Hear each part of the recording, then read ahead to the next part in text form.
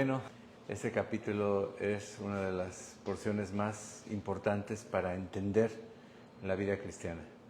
Y me da mucho gusto poder compartirla con ustedes y también haberla estudiado porque me bendice a mí, ¿verdad? Los predicadores siempre aprendemos dos veces, nos bendicemos primero nosotros y después Dios nos usa para bendecir a alguien más, porque la palabra es para eso, ¿verdad? Así que antes de comenzar vamos a hacer una oración, ¿qué les parece? Vamos a hacer una oración pidiéndole al Señor que de veras abra los ojos de nuestro entendimiento y nos conceda el estar despiertos en nuestro espíritu para entender estas verdades tan maravillosas. Padre Santo, te damos gracias por todos nuestros hermanos, Señor, que han dispuesto en su corazón estar alerta y estar conectados, Señor, a ver esta enseñanza tan hermosa de Romanos capítulo 6, los primeros 14 versículos. Gracias, Padre, por la oportunidad que me das, Señor, de poder compartir con temor y temblor tu palabra. Yo te pido que me des sabiduría, revelación en tu conocimiento, Señor, y que podamos avanzar, Señor, en esta hermosa carta a los romanos, Señor. Lo pedimos en el nombre precioso de Cristo Jesús. Amén y amén. Muy bien. Bueno, pues vamos a leer del 1 al 14 y después vamos a comentar. Voy a leer en la Nueva Biblia de las Américas. ¿Qué diremos entonces? ¿Continuaremos en pecado para que la gracia abunde? De ningún modo. Nosotros que hemos muerto al pecado, ¿cómo viviremos aún en él? ¿O no saben ustedes que todos los que hemos sido bautizados en Cristo Jesús, hemos sido bautizados en su muerte? Por tanto, hemos sido sepultados con él por medio del bautismo para muerte, a fin de que como Cristo resucitó de entre los muertos por la gloria del Padre, así también nosotros andemos en novedad de vida. Porque si hemos sido unidos a Cristo en la semejanza de su muerte, ciertamente lo seremos también en la semejanza de su resurrección. Sabemos esto, o sabiendo esto, dice la Reina Valera que está a la derecha, que nuestro viejo hombre fue crucificado con Cristo para que nuestro cuerpo de pecado fuera destruido, a fin de que ya no seamos esclavos del pecado. Porque el que ha muerto ha sido libertado del pecado. Y si hemos muerto con Cristo, creemos que también viviremos con Él, sabiendo que Cristo, habiendo resucitado de entre los muertos, no volverá a morir. La muerte ya no tiene dominio sobre Él, porque en cuanto a que Él murió, murió al pecado de una vez para siempre. Pero en cuanto Él vive, vive para Dios. Así también ustedes considérense muertos para el pecado, pero vivos para Dios en Cristo Jesús. Por tanto, no reine el pecado en su cuerpo mortal para que ustedes no obedezcan a sus lujurias. Ni presenten los miembros de su cuerpo al pecado como instrumentos de iniquidad, sino preséntense ustedes mismos a Dios como vivos de entre los muertos, y sus miembros a Dios como instrumentos de justicia. Porque el pecado no tendrá dominio sobre ustedes, pues no están bajo la ley, sino bajo la gracia. No sé si estoy bien enmarcado en la proyección. ¿Sí me veo completo? ¿No? ¿No? Pero quiero que se vea la pantalla. ¿Está bien? ¿Sí? Ahí está. ¿Está completa la pantalla? ¿Sí? Perfecto. Muy bien, muy bien. Gracias. Es que no tenemos ahorita quien controle el video. Perfecto. Bueno, pónganme atención. Para eso, déjenme quitarles esto, ¿verdad? Porque se me quedan ahí viendo el asunto ahorita. Miren, durante toda la historia de la iglesia, desde que se formó la iglesia hasta el día de hoy, el evangelio de la justificación solo por la gracia, solo por medio de la fe, ha sido atacado por dos tipos de personas. Los que se conocen como los legalistas y los que se conocen como los antinomianos. Ahorita vamos a explicar qué es eso. ¿Ok? Los legalistas. ¿Quiénes son los legalistas? Los legalistas son aquellos que creen que en última instancia nos vamos a ganar el favor de Dios por nuestros méritos, por nuestra obediencia. Sí, hemos sido salvos por gracia, pero nos mantenemos salvos por la obediencia. Ellos piensan que la doctrina de la justificación sola, sin las obras de la ley, lo que produce es que promueve el pecado. En pocas palabras, si le decimos a la gente que ya es salva y que su salvación es eterna, pues les vamos a dar licencia para pecar. Y eso no es lo que el Evangelio dice. Pero ellos creen eso. Esos son los legalistas, ¿ok? Los que creen que tenemos que hacer algo para ganarnos el favor de Dios. O sea, cuando lleguemos al cielo le vamos a decir a Dios, sí, fuimos salvos por Cristo y porque yo permanecí en Cristo, porque le eché ganas. Sí me caía, pero me volví a levantar, y yo terminé la carrera, como dijo Pablo. No. Cuando el legalista nos escucha decir que somos salvos únicamente por creer en el sacrificio de Jesucristo y no por nuestra santidad personal, pues entonces ellos llegan a la conclusión de que lo que estamos diciendo es que el cristiano puede vivir como se le dé la gana y aún así será salvo. Es lo que ellos dicen.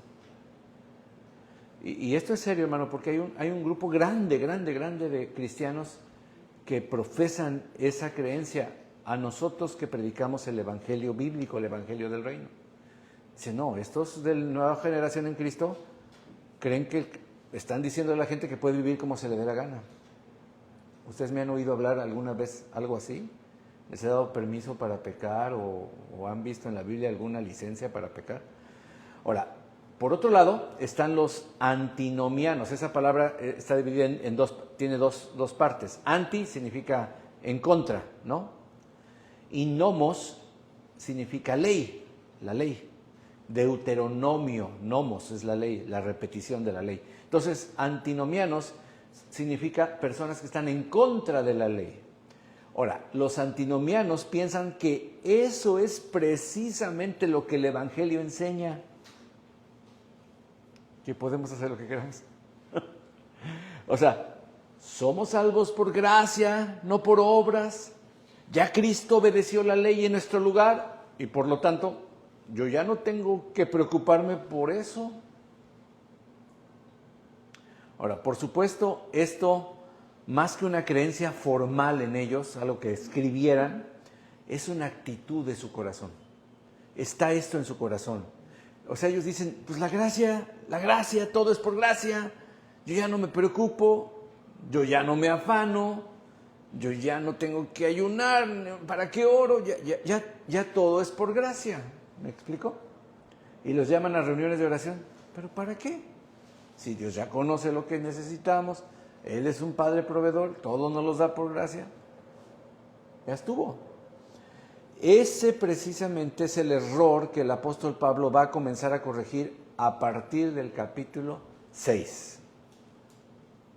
Ahora, si quisiéramos sintetizar la carta a los romanos en sus primeros 8 capítulos, nada más así brevemente, ¿de qué trata? Bueno, podríamos decir que del 1:18 al capítulo 3:20 habla de la condenación. En una sola palabra, estamos condenados. Pero del 3:21 al 5:21, que es el final del capítulo 5, que es lo que vimos hace 2 semanas, el tema es justificación por medio de la fe. Pero del 6 al 8, el tema es santificación. Ese sería el resumen. ¿Me estuvieron escuchando? Primero es condenación, justificación y santificación. Apúntele, el que está apuntando, apúntele, por favor. Ahora, al final del capítulo 5, ¿verdad? Vimos una expresión tremenda, ¿no? Vimos en el penúltimo versículo, dice que la ley se introdujo, a ver si lo ven ahí, dice el 20, la ley se introdujo para que abundara la transgresión o para que el pecado abundase. Mas cuando el pecado abundó, sobreabundó la gracia. Cuando el pecado abundó, sobreabundó la gracia. Entonces, la conclusión normal y lógica sería que parece más lógica para los antinomianos, ¿verdad? es que debemos pecar más para que podamos ver la gloria más brillante, más esplendorosa, ¿verdad? Porque mientras más pecamos, más sobreabunda la gracia, ¿verdad? Entonces, ese es el argumento, y hay un grupo de cristianos libertinos, liberales, que creen esta mentira. Como mientras el pecado abunda, sobreabunda la gracia, pues entonces no hay problema. Si yo sigo pecando, pues más gracia se va a ver, ¿no? Lo veíamos la vez pasada cuando decíamos que los diamantes se colocan siempre en un fondo negro para que brillen, para que apantallen, ¿no? Tú ves un diamante en una tela blanca, no llama la atención, pero ves un diamante en una tela negra, oh, y dices, wow, brilla, aunque sea vidriante, ¿no? Aunque no sea diamante, sea vidriante, ¿verdad? De esos de 50 pesos o 40 pesos. No. Más bien es todo lo contrario. Y por eso el versículo 1 del capítulo 6 comienza así. ¿Qué diremos entonces? ¿Qué pues diremos? ¿Continuaremos en el pecado para que la gracia abunde? ¿Perseveraremos pecando? ¿Continuaremos de pecadores para que la gracia sea más grande? Qué tremendo, ¿no? Miren, hermanos, la lógica del Evangelio, mis amados, es absolutamente diferente, distinta. La lógica del Evangelio, no. La lógica del Evangelio es esta, porque la misma gracia de Dios que perdona nuestros pecados, también nos hace libres de la esclavitud del pecado. Ya no tenemos por qué obedecer al amo que teníamos antes, no necesitamos caer como un destino, pues es que no me quedó de otra, no puedo dejar de pecar. No, en el Evangelio Dios nos liberta de la esclavitud del pecado para que podamos vivir para Dios, para Él, para que podamos vivir en santidad como Él es santo. Sed santos como yo soy santo, dice la palabra, ¿verdad? ¿Cómo podría cumplirse eso si todavía somos esclavos del pecado? Imposible. Ahora, hoy no somos salvos por la fe más nuestras obras, o por la fe más nuestros méritos. Hoy por la fe más nuestra obediencia a los mandamientos de Dios. No. Es solo por gracia. Es solo por Cristo y es solo por medio de la fe, que por cierto es la fe que Dios nos da, es el autor y consumador de nuestra fe. Él es el que nos otorga la fe. Pero todo aquel que es justificado, escúcheme bien, y si va a escribir algo, lo puede escribir esta frase, también es santificado. Repito, todo aquel que es justificado también es santificado. La santificación es el resultado de la justificación. ¿Cómo sabemos que alguien ha sido justificado? Porque su vida cambia y él quiere cada día más parecerse a Cristo. De ahí la reacción de Pablo en el versículo 2. Léelo. De ningún modo, en ninguna manera. Ahora, aquí está traducido así, pero en el original es una expresión de perplejidad, de susto, ¿no? Está impresionado Pablo de gente que llega a pensar eso. Ay, entonces, es como dijeras, no sé, mientras más le pego a mi esposa, mejor me cocina. Espérame, entonces la voy a golpear más para que me cocine mejor. Por favor, ¿verdad? O sea, sería algo así tan ridículo. Entonces en el versículo dice, de ningún modo, nosotros que hemos muerto al pecado, ¿cómo viviremos aún en él? De ninguna manera es lo que significa.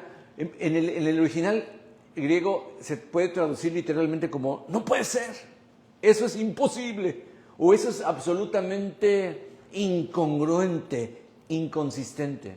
Es incongruente. Ojo, el que no está siendo santificado nunca ha sido justificado. O de otra manera, el que no está viviendo en la santidad de Dios no ha nacido de nuevo. No ha nacido. Puede que tú tengas muchos años en la nueva generación en Cristo. Aquí tenemos algunos que ya tienen algunos años. Ya no es ni siquiera meses, son años. Y ya no decimos cuántos, pero no importa cuántos años tengas de ser miembro de la nueva generación de Cristo, si no estás en santificación, nunca has sido salvo, nunca has sido justificado. Y tengo la obligación de decírtelo porque te vas a ir al infierno con todo y tu membresía de la nueva generación en Cristo y tu gafete de ujier. ¿Verdad? No. La fe que salva nos une a Cristo. La unión con Cristo es el centro de este texto que vamos a leer, estos 14 versículos. El centro es la unión con Cristo. Podríamos titular este capítulo como Nuestra unión con Cristo. Podríamos ponerle ese título, porque es de eso que habla este pasaje. Ahora, la fe que salva, repito, nos une a Cristo y debido a esa unión con Cristo somos progresivamente transformados por el poder del Espíritu Santo hoy para que una vez más nos parezcamos más a Jesús y menos a nosotros, ¿verdad? Repito, somos transformados progresivamente a la imagen de Cristo. Mientras más vemos a Cristo en la palabra de Dios, más se refleja su imagen en nosotros. ¿Me explico? Pero eso solo sucede en unión con Cristo. Así que el primer punto de este pasaje podemos titularlo Nuestra unión con Cristo. Para poner 4 puntitos que se queden en tu corazón, el primero sería nuestra unión con Cristo. Vamos a leer otra vez los primeros 3 versículos. ¿Qué diremos entonces? ¿Continuaremos en pecado para que la gracia abunde? De ningún modo. Nosotros que hemos muerto al pecado, ¿cómo viviremos aún en él? ¿O no saben ustedes que todos los que hemos sido bautizados en Cristo Jesús hemos sido bautizados en su muerte? Todo verdadero cristiano debe bautizarse. Ahora, contesten ustedes que ya conocen algo. ¿Qué es lo que el bautismo significa? ¿Qué es lo que el bautismo simboliza? La muerte del viejo hombre. Bueno, sí, la muerte del viejo hombre, pero más que nada la sepultura del viejo hombre. Ahora, déjenme decirles algo que aprendí hoy. Muchos vemos el bautismo en función de nosotros. ¿Qué significa el bautismo? Unos dicen, bueno, que yo he creído en Cristo. Es lo que significa. Y por lo tanto yo estoy dando testimonio público de mi fe cuando yo me bautizo. Por eso preguntamos a las personas, ¿cuál es tu profesión de fe? ¿Cuál es tu declaración de fe? ¿Cuál es tu convicción? Porque Jesucristo es mi Señor y Salvador. Está bien, ¿verdad? Pero creen que eso es todo. Eso es verdad en el momento en que una persona se bautiza, está dando testimonio público de su fe en el Señor Jesucristo. Pero lo que el bautismo realmente simboliza no es lo que nosotros hacemos al creer, sino lo que Dios hizo al unirnos a Cristo por el poder del Espíritu Santo. Eso es lo que simboliza el bautismo. En Cristo muertos, en Cristo resucitados. Es por eso que todos los verbos, escúchame, esto es importante, todos los verbos que vamos a encontrar del versículo 3 al versículo 7, todos ellos están en lo que se llama en gramática voz pasiva. Yo sé que algunos dicen, yo, pastor, hace mucho que no voy a la escuela, ya se me olvidó qué es eso, ¿no? Bueno, la definición de la voz pasiva es la voz pasiva. En la voz pasiva, en el modo de voz pasiva, el sujeto recibe la acción del verbo. Te voy a poner un ejemplo para que entiendas rápido. Voy a poner algunas frases. Mi nieto Eli. Eli fue despertado por su hermana unos minutos antes de que sonara la alarma con sus lloridos. Fue levantado por su mamá y llevado al baño. Regresó y fue vestido por su papá, todo el uniforme. Llegó a la cocina, fue alimentado por su mamá, fue llevado a la escuela por su abuela, en la camioneta de su abuela, le fue entregado a la maestra, Eli fue enseñado por la maestra y durante todo el día fue cuidado por las voluntarias, las cuidadoras, se me olvidó el nombre, ¿cómo se llama a los que cuidan a los niños? De todo el día, ¿no? ¿Los qué? ¿Babysitters? Bueno, babysitters, ¿verdad? Niñera, yo tenía el nombre de los de la secundaria, ¿no? Se me va el nombre, prefectos, los prefectos famosos, ¿no? Bueno, después fue recogido por su tío, llegó, su papá lo bañó, su mamá le dio de comer y su abuelita le leyó un cuento. Todo eso, el sujeto, que es Eli, lo recibió de alguien más. ¿Me estoy explicando? Ahora, vamos a ver esta voz pasiva. Una vez más, veamos el versículo 3. ¿O no saben ustedes que todos los que hemos sido bautizados en Cristo Jesús, hemos sido bautizados en su muerte? Versículo 4. Por tanto, hemos sido sepultados con Él por medio del bautismo para muerte, a fin de que como Cristo estuvo entre los muertos, para la gloria del Padre, así nosotros también andemos en vida nueva. Porque si hemos sido unidos a Cristo en la semejanza de su muerte, o mejor traducido en la Reina Valera, porque si fuimos plantados, ¿quién nos plantó? Dios en Cristo. Juntamente con Él, con Cristo, en la semejanza de su muerte, así también lo seremos en la de resurrección. Sabemos esto, que nuestro hombre fue crucificado con Cristo, para que nuestro cuerpo de pecado fuera destruido, a fin de que ya no seamos esclavos del pecado. Porque el que ha muerto ha sido libertado o justificado, como lo quieras ver, las dos aplican, del pecado, porque el que es justificado también es libertado. Entonces, el que ha muerto ha sido justificado y libertado del pecado. ¿Te estás fijando cuál fue tu participación en todo eso? ¿Qué hiciste tú? Exactamente. Dios te mató, Dios te crucificó y Dios te resucitó. Entonces, ¿de qué se trata la vida cristiana? A ver, ponme mucha atención. Para que entendamos de qué se trata la vida cristiana, ponme mucha atención. De las 13 cartas que se le atribuyen al apóstol Pablo, 13, en ninguna de ellas se refiere a los creyentes como cristianos.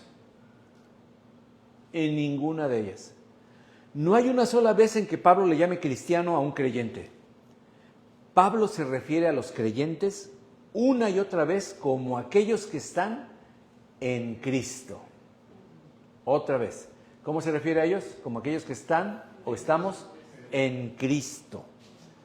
O sea, en Cristo, expresiones como en Cristo, en Él, en el Señor, en Cristo Jesús, aparecen aproximadamente 164 veces en las cartas de Pablo. Pero la palabra cristiano no aparece ni una sola vez. O sea, lo que Pablo está enseñándonos es que todo lo que tenemos y somos es en unión en Cristo Jesús. Ojo, todas las bendiciones que recibimos de parte de Dios vienen a ser nuestras únicamente porque nosotros estamos unidos a Cristo por la fe. Repito, todas las bendiciones que recibimos de parte de nuestro Padre Celestial vienen a ser nuestras únicamente porque nosotros estamos unidos, fuimos unidos. No es que yo me uní a Cristo, es que Dios me unió a Cristo Jesús por medio de la fe. Por eso, ahorita que estamos estudiando el Evangelio de Juan, ¿recuerdan Juan 1:16? De su plenitud tomamos todos, gracia sobre gracia. De Él tomamos. Él es la vid, nosotros los pámpanos. Él es la cabeza, nosotros somos el cuerpo. Están unidos, no puede haber un cuerpo sin cabeza, o sea, no existe, ¿verdad? De modo que la salvación, hermano, escúchame esto que es importantísimo. La salvación no consiste en algo que Dios nos da por causa de Cristo. No, la salvación es que Dios nos da a Cristo. Voy a repetirlo, a ver si lo agarramos. La salvación no consiste en algo que Dios nos da por causa de Cristo. No, es más que eso. La salvación es que Dios nos da a Cristo mismo, porque de tal manera amó Dios al mundo que dio, ¿a quién? A su Hijo. O sea, no nos dio un favor debido a su Hijo. ¿Nos dio a quién? Al Hijo. Él es el Cordero de Dios que quita el pecado del mundo. A Él lo dio. No es algo que nos da por lo que Cristo hizo. Es que Dios nos da a Cristo mismo para que habite en nosotros por su Espíritu. Fíjate nada más. Ese es el milagro y la maravilla de la vida cristiana, que no tiene ninguna comparación alguna con ningún otro pensamiento religioso. Con razón dice las personas que el nuevo nacimiento es un milagro, es algo sobrenatural. Mira, 1 Corintios 1, 30 y 31, te lo voy a poner aquí. Déjame ver si lo tengo aquí rápidamente. 1 Corintios 1, 30. Mira lo que dice. Pero por obra suya están ustedes en Cristo Jesús. ¿Por obra de quién?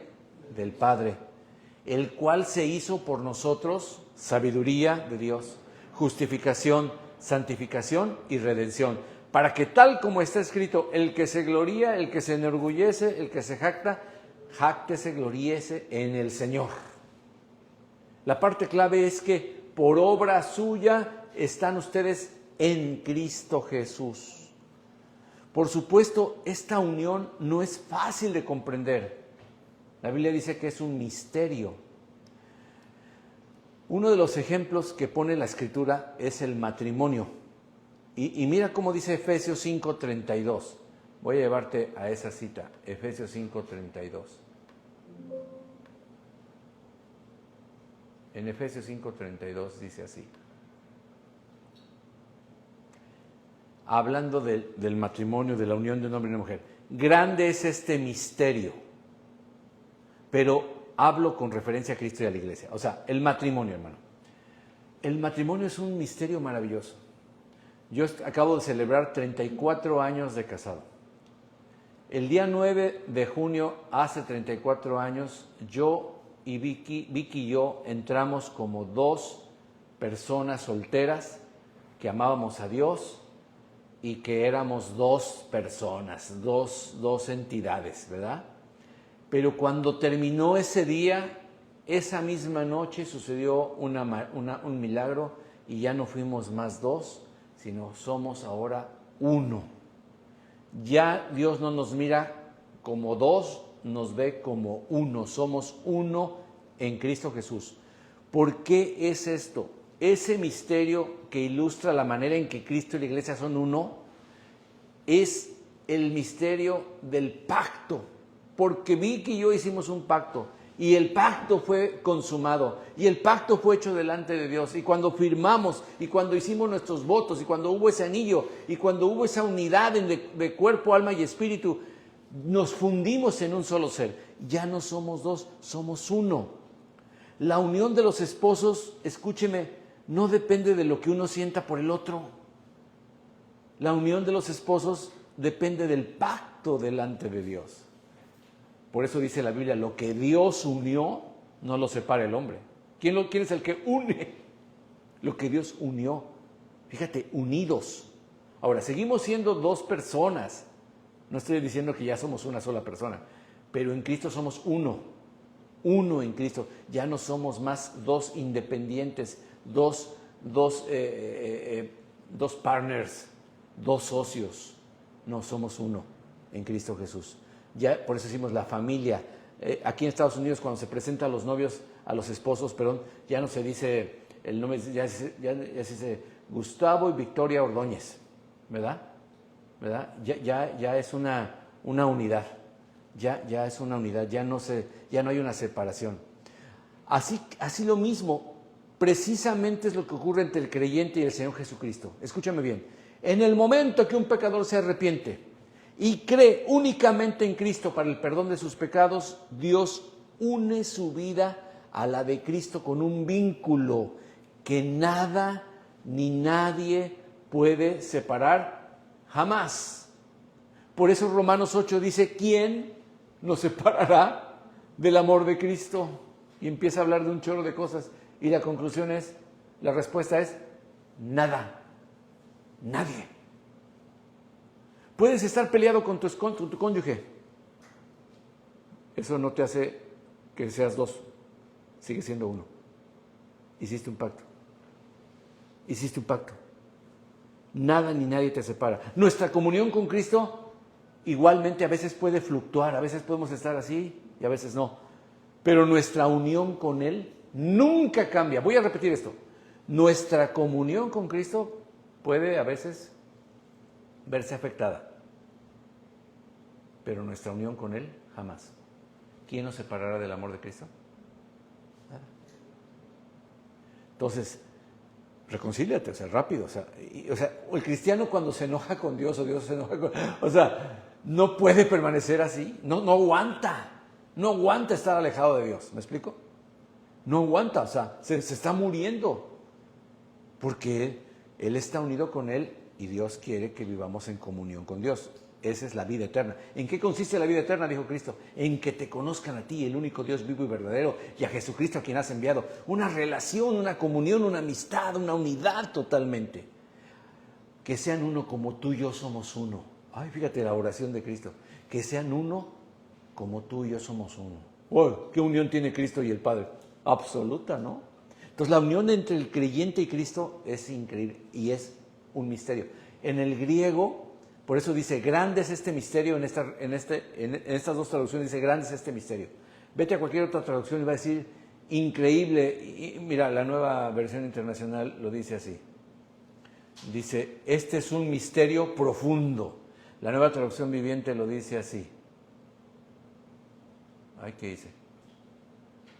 Este es un gran misterio. La Biblia textual dice, este misterio es grande. Ok, gloria a Dios. Bueno, vámonos otra vez a la versión paralela. No sé qué hice aquí, Dios mío. No sé qué hice aquí. Algo toqué y no me dejó regresar. Qué chistoso.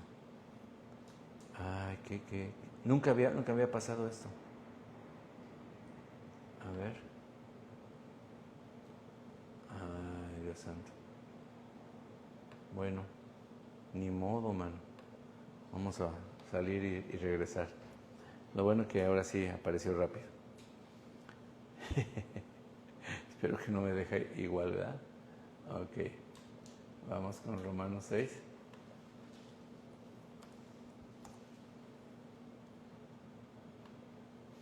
Vamos a la versión paralela. No paralelos, paralela. ¿Verdad? A ver, vamos a ver. 1960. Ahí está. Nada más un poquito más chiquita. Ahí estamos. Bueno, muy bien. Entonces, repito, nuestra comunión con Cristo a veces puede fluctuar, pero nuestra unión con Él nunca cambia. Nadie nos puede arrebatar de la mano del Padre, dijo Cristo. Mis ovejas que Dios me dio, nadie me las puede quitar. Esto, hermanos, tiene repercusiones muy profundas para nuestra vida cristiana práctica. Eso nos lleva a la segunda enseñanza de este pasaje, que por causa de nuestra unión con Cristo hemos muerto al pecado. Punto número 2. Por causa de nuestra unión con Cristo hemos muerto al pecado. El punto número 1, ¿cuál fue? Que estamos unidos con Cristo. ¿Ok? Ahora, ¿cuál es el punto número 2, la enseñanza número 2 profunda de este pasaje? Que por causa de nuestra unión con Cristo hemos muerto al pecado. Si se fijaron en la lectura que hice al principio, ¿se fijaron cuántas veces nos dice este pasaje que hemos muerto con Cristo? Vamos a ver. Versículo 2. De ningún modo, nosotros que hemos muerto al pecado, ¿cómo viviremos aún en él? Versículo 3. Y no saben que ustedes, todos los que han sido bautizados en Cristo Jesús, hemos sido bautizados en su muerte. Versículo 4. Por tanto, hemos sido sepultados con él por medio del bautismo para muerte. Versículo 5. Porque si hemos sido unidos a Cristo en la semejanza de su muerte, ciertamente lo seremos también en la resurrección. Versículo 6. Sabemos que nuestro viejo hombre fue crucificado. ¿Qué es la crucifixión? Muerte, ¿verdad? Versículo 7. Porque el que ha muerto ha sido libertado del pecado. Versículo 8. Y si hemos muerto con Cristo, creemos que también viviremos con Él. Versículo 9, sabiendo que Cristo, habiendo resucitado de entre los muertos, no vuelve a morir, la muerte ya no tiene dominio sobre Él. Versículo 10, porque en cuanto a que Él murió, murió al pecado de una vez para siempre, pero en cuanto al que vive, vive para siempre. Versículo 11, así también ustedes considérense muertos para el pecado, pero vivos para Dios en Cristo Jesús. Si tú eres cristiano, hermano, tu antiguo yo, descendiente de Adán, el que era un rebelde contra Dios, quiero avisarte que ya se murió. Después de ver todo este tema, ¿cuál es el tema? ¿De qué trata la película? De la muerte. ¿Se fijaron cuántas veces repite el concepto de la muerte aquí? En todos los versículos prácticamente.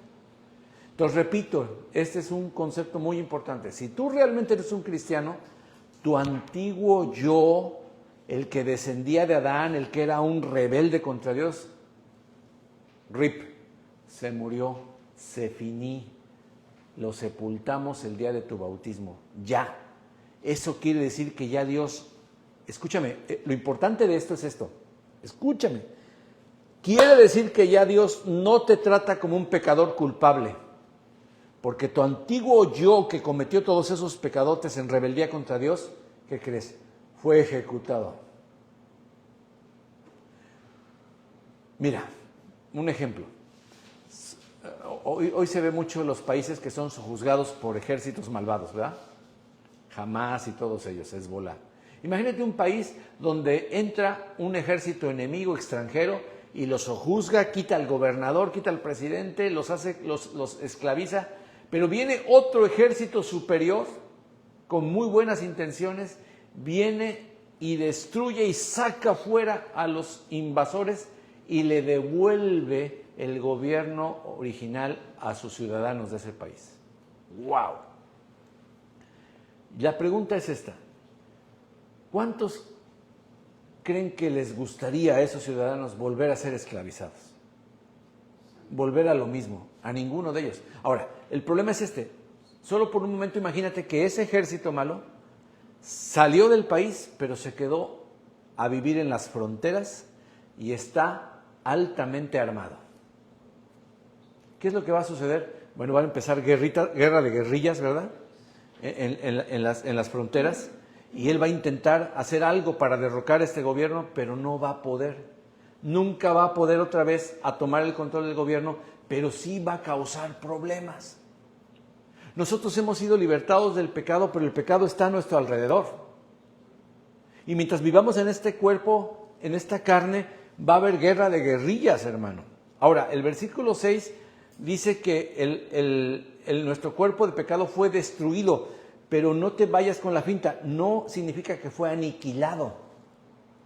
Cuando tú te vas al original de esta palabra, lo que implica es que fue hecho inoperante. Es lo que significa, que no está en operación, ¿verdad? Pero todavía no hemos sido erradicados de este cuerpo de pecado, todavía no. Sin embargo, ya no está en el mando, está inoperante. En el verso 7, por eso dice, el que ha muerto ha sido libertado del pecado. No podemos servir más al pecado, mi querido hermano, no podemos. La vida cristiana es una vida continua de arrepentimiento y fe. Vamos a caer, hermano, pero siempre tenemos el recurso del arrepentimiento y la fe cuando estamos en Cristo. Por eso me encanta el nombre de esta congregación, que por cierto yo no fui el que se la puse, pero desde que llegué lo vi muy claramente. No es la nueva generación que ama a Cristo, no es la nueva generación de Cristo Jesús, la nueva generación de Jesucristo, no. Esta nueva generación es en Cristo. Y tú te vas a toda la Biblia y todo lo que tenemos es en Cristo, en Él, por Él, unido a Él, en el Señor Jesucristo, en Jesús tenemos todas las cosas. Separados de mí, nada podéis hacer. Número 3, por causa de nuestra unión con Cristo, ahora vivo para Dios. Versículo 8, si hemos muerto con Cristo, creemos que también viviremos con Él. Desde el versículo versículo 6, mira lo que dice. Sabemos esto, que nuestro viejo hombre fue crucificado con Cristo. ¿Quién lo crucificó? No fuimos nosotros. Dios te llevó a la cruz. Para que nuestro cuerpo de pecado fuera desmantelado, fuera quitado su trono, a fin de que ya no seamos esclavos del pecado, ¿verdad?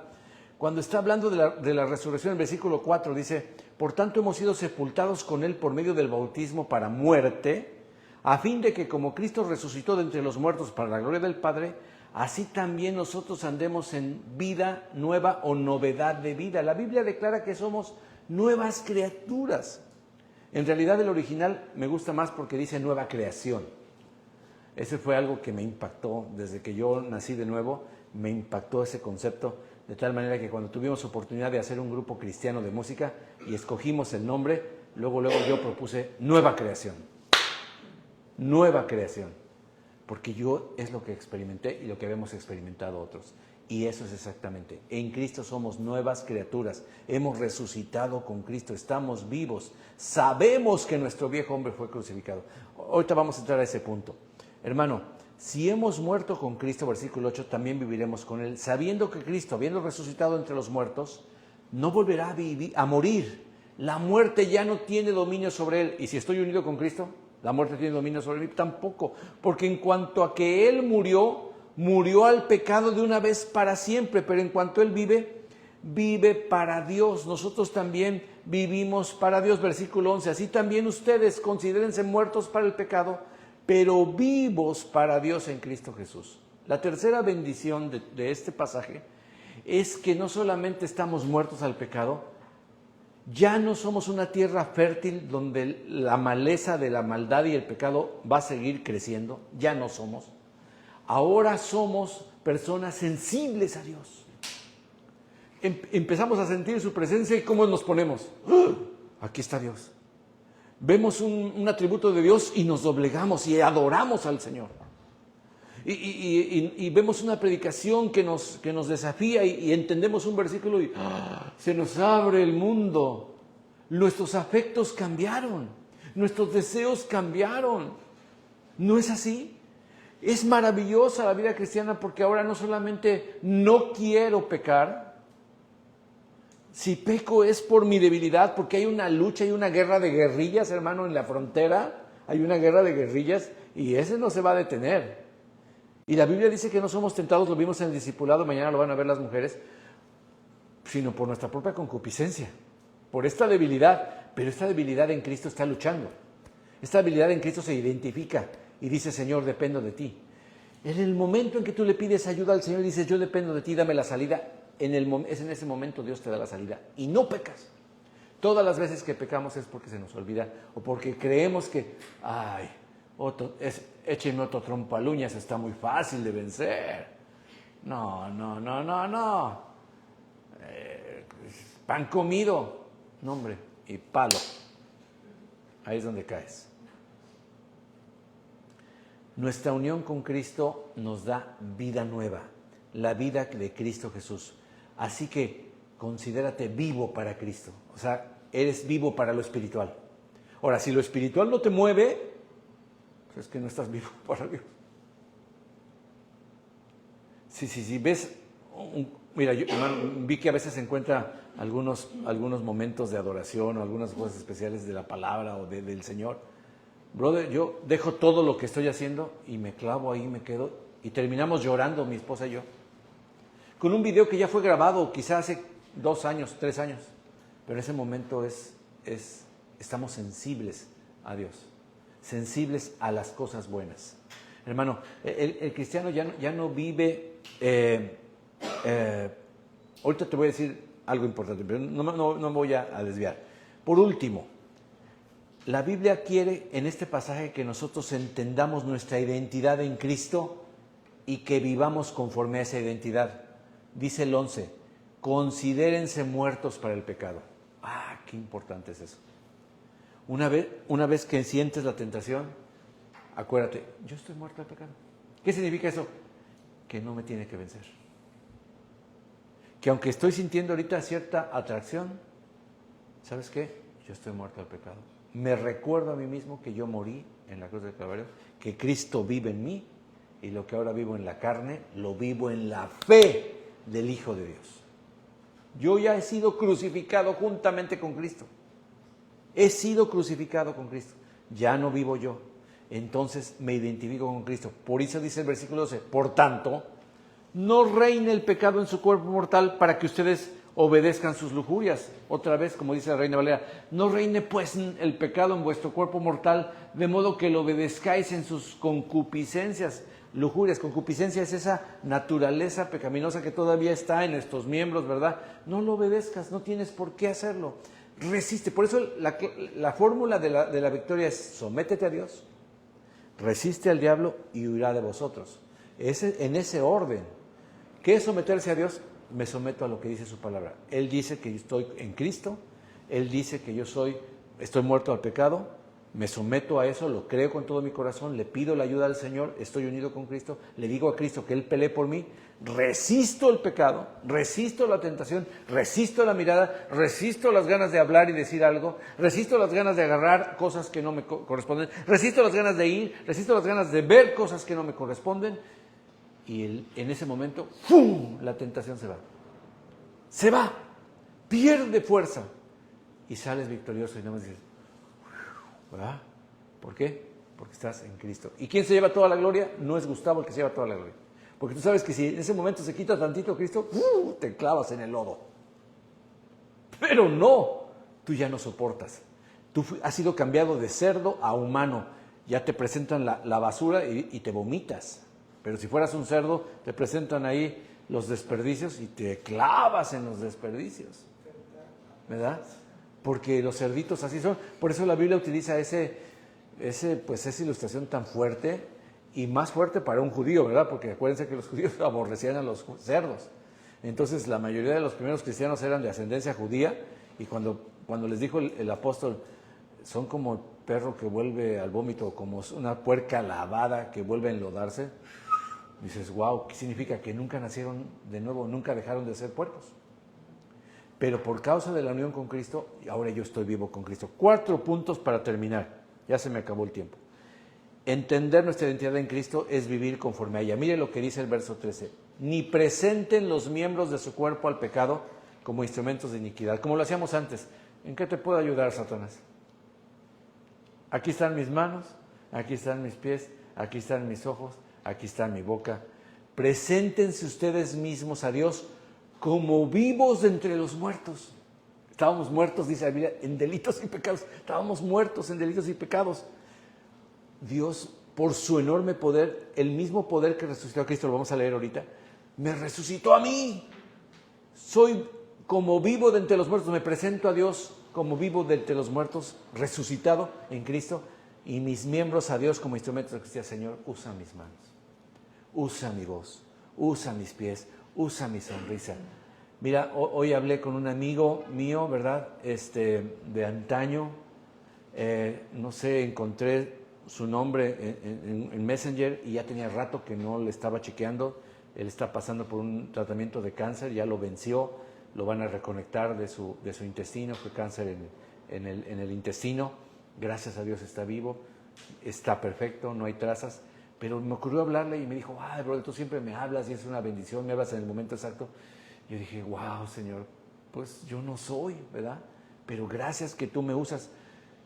El pecado no tendrá dominio sobre ustedes, pues no están bajo la ley, sino bajo la gracia. Así termina nuestra porción. Presenta tus miembros como instrumentos de justicia. Preséntate a ti, disponte, dile, Señor, soy voluntario, quiero que me uses. Y vas a ver cómo Dios te va a usar. En donde menos te imaginas, con un niño, con una niña, con un compañero de trabajo, con un operador de una caja. Cada vez que vayas a algún supermercado, ahí Dios te va a usar. Vas a tener una palabra, una sonrisa, una actitud que va a dar gloria a Dios y las personas van a ser edificadas. Así que este es el pasaje, hermanos. Repito los 4 puntos para que queden claros en nuestra mente. Número 1, nuestra unión con Cristo es vital, fundamental. Número 2, por causa de esa unión hemos muerto al pecado. Ya no reina el pecado en nosotros si nosotros no queremos. Ahora sí tenemos la opción de decir no. Antes, aunque queríamos decir no, terminábamos porque estábamos encadenados al pecado, ¿verdad? Número 3, por causa de nuestra unión con Cristo, no solamente estamos muertos al pecado, estamos vivos para Dios. Entonces dítelo a ti mismo: yo soy de Dios, yo quiero las cosas de Dios, yo me intereso en la palabra de Dios, yo me intereso en la oración, yo me intereso en el ayuno, yo me intereso en el evangelismo, yo me intereso en las buenas obras que Dios preparó de antemano para que yo ande en ellas. Y número 4, mi identidad en Cristo.